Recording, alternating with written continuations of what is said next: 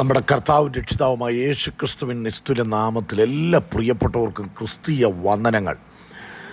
വെളിപ്പാട് പുസ്തകം 3-ാം അധ്യായം 20-ാം വാക്യം. ഞാൻ വാതിൽക്കൽ നിന്ന് മുട്ടുന്നു, ആരെങ്കിലും എൻ്റെ ശബ്ദം കേട്ട് വാതിൽ തുറന്നാൽ ഞാൻ അവൻ്റെ അടുക്കൽ ചെന്ന് അവനോടും അവൻ എന്നോടും കൂടെ അത്താഴം കഴിക്കും. വെളിപ്പാട് പുസ്തകം ഭാവിയിൽ സംഭവിക്കാനുള്ള കാര്യങ്ങളെക്കുറിച്ചുള്ള ദൈവത്തിൻ്റെ പ്രവചന ഗ്രന്ഥമാണ്. അത് വായിക്കുകയും വായിച്ച് കേൾപ്പിക്കുകയും അതനുസരിക്കുകയും ചെയ്യുന്ന വ്യക്തി ഭാഗ്യവാൻ.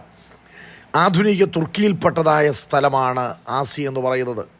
അവിടെയുള്ളതായ 7 സഭകൾക്ക് ദൂത് പറഞ്ഞു വരും അളവിൽ അവസാനമായി ലവോദിക്ക സഭയോടുള്ള ദൈവിക സന്ദേശമാണ് നാം ധ്യാനത്തിനായി എടുത്തിരിക്കുന്നത്. അതിൽ നിന്നൊറ്റ പദമൊന്ന് ചൂണ്ടിക്കാണിക്കുവാൻ പരിശുദ്ധാത്മാവ് ഉൾപ്രേരണ നൽകുന്നതുകൊണ്ട് ആ പ്രകാശനത്തെ ദൈവജനത്തിൻ്റെ ആത്മീയ അഭിവൃദ്ധിക്ക് വേണ്ടി ഇവിടെ പങ്കുവയ്ക്കുവാൻ ആഗ്രഹിക്കുകയാണ്. വാതിൽ തുറന്നാൽ ഞാൻ അവൻ്റെ അടുക്കൽ ചെന്ന്. വഴിമാറിപ്പോകുന്നവരുടെ നടുവിൽ അടുത്തു വരുന്നവനാണ് ദൈവം. ദൈവം നമ്മുടെ അടുത്ത് വരണമെങ്കിൽ, അടുക്കൽ വരണമെങ്കിൽ നാം വാതിൽ തുറന്നു കൊടുക്കുവാനിടയാകണം. ഹൃദയത്തിന് വാതിലുണ്ട്, വചനത്തിന് വാതിലുണ്ട്. ആ വാതിൽ നാം തുറന്നു കൊടുത്തെങ്കിൽ മാത്രമേ ദൈവം ഹൃദയത്തിലേക്ക് പ്രവേശിക്കുകയുള്ളൂ. നമ്മുടെ ജീവിതത്തിൽ വ്യത്യസ്തങ്ങളായിട്ടുള്ള പ്രയാസങ്ങളും പ്രതിസന്ധികളും കടന്നു വരും. എന്നാൽ പ്രവർത്തിക്കുവാനായിട്ട് നമ്മൾ ദൈവത്തിന് അവസരം കൊടുക്കണം. ദൈവം ചാടിക്കേറി വന്ന് വാതിൽ തുറന്ന് പ്രവർത്തിക്കുകയല്ല. അകത്ത് നിന്ന് നാം പൂട്ടിയിരിക്കുന്ന മനസ്സിൻ്റെ ആ താഴെ എടുത്തു മാറ്റി ദൈവത്തിൻ്റെ മുൻപാകെ നാം ഓപ്പൺ ആകണം. ദൈവത്തിൻ്റെ മുൻപിൽ നമ്മുടെ മനസ്സ് നാം തുറക്കണം. മനസ്സ് ദൈവസനിൽ തുറക്കാതെ ചിന്തിച്ചു കുഴയുന്ന പ്രിയപ്പെട്ടവരുണ്ട്. ദൈവത്തോട് അവർ പങ്കുവയ്ക്കില്ല. യഥാർത്ഥമായി ദൈവത്തിൻ്റെ ഹൃദയപ്രകാരമുള്ള വിശ്വസിക്കുവാൻ പറ്റുന്ന വ്യക്തികളോട് നമുക്ക് തുറന്നു പറയാൻ കഴിയണം. എല്ലാവർക്കും അങ്ങനെയുള്ള വ്യക്തികളെ ലഭിച്ചു എന്ന് വരികയില്ല. ഒരുപക്ഷെങ്കിൽ നിങ്ങളായിരിക്കുന്ന ഇടങ്ങളിൽ അങ്ങനെ പങ്കുവയ്ക്കാൻ കഴിയുന്ന ആരെയും കണ്ടു എന്ന് വരികയില്ല. എന്നാൽ ഏതൊരു സാഹചര്യത്തിലും അങ്ങനെയുള്ള സന്ദർഭങ്ങളിൽ നമുക്ക് മനസ്സ് ദൈവസന്നിധിയിൽ തുറക്കുവാൻ കഴിയണം. ഹൃദയം ദൈവസന്നിധിയിൽ ഓപ്പൺ ആക്കണം. ചില പ്രിയപ്പെട്ടവരുടെ പ്രയാസം നീങ്ങാത്തതിൻ്റെ കാരണം എന്താ? മനസ്സ് ദൈവസന്നിധിയിൽ തുറക്കുകയില്ല എന്നുള്ളതാണ്. ഹന്ന വിജയിച്ചത് അവിടെയാണ്. വീട്ടിലിരുന്ന് ചിന്തിച്ച് തലപുകഞ്ഞ് നശിക്കുന്നതിനേക്കാൾ അവൾ ആലയത്തിൽ വന്ന് അവളുടെ ഹൃദയം ദൈവസന്നിധിയിൽ ഓപ്പണാക്കി. ആ ഓപ്പണാക്കിയത് നിമിത്തം ദൈവം വിഷയത്തെ അങ്ങ് ഏറ്റെടുക്കുകയാണ്.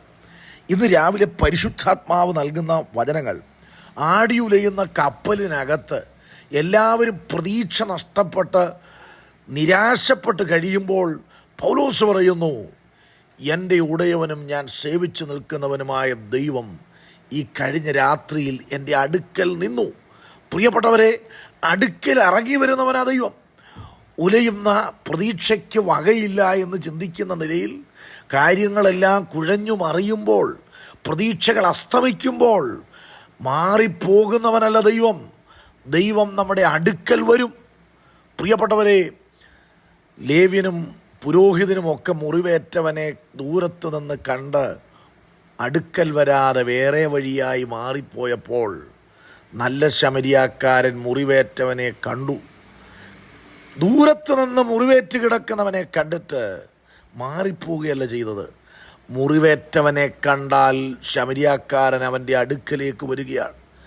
ഈ ദിവസങ്ങൾ നിങ്ങളുടെ ഹൃദയത്തിൽ മറ്റുള്ളവരുടെ പ്രവൃത്തി കൊണ്ടോ വാക്കുകൊണ്ടോ ഇടപെടലുകൾ കൊണ്ടോ ആർക്കും എന്നെ സഹായിപ്പാൻ കഴിയില്ല എന്ന് ചിന്തിക്കത്തക്ക നിലയിൽ മുറിവേറ്റിട്ടുണ്ട് എങ്കിൽ ആ മുറിവ് കണ്ട് പലരും കാണാത്തവരെ പോലെ പെരുമാറുമ്പോൾ അഭിനയിക്കുന്നവരുടെ ലോകത്താണ് നമ്മൾ ജീവിക്കുന്നത്.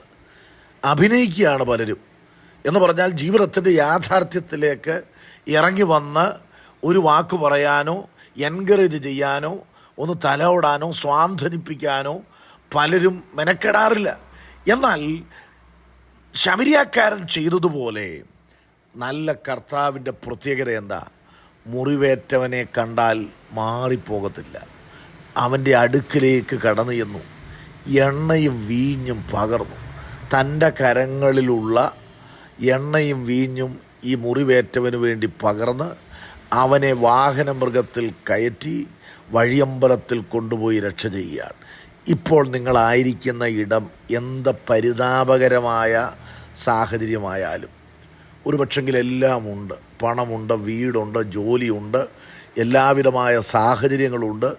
എന്നാൽ എല്ലാവരും ഉള്ളപ്പോഴും ആരും അറിയാത്ത നൊമ്പരപ്പെടുത്തുന്ന സങ്കടങ്ങളുമായി നിങ്ങൾ വേദനപ്പെട്ട് ദൈവത്തോട് പോലും മനസ്സ് തുറക്കാൻ കഴിയാതെ ഭാരപ്പെട്ടിരിക്കുന്നെങ്കിൽ പരിശുദ്ധാത്മാവ് പറയുന്നു, കർത്താവ് അടുത്തു വരുന്നവനാണ്, അടുക്കൽ വരുന്നവനാണ്.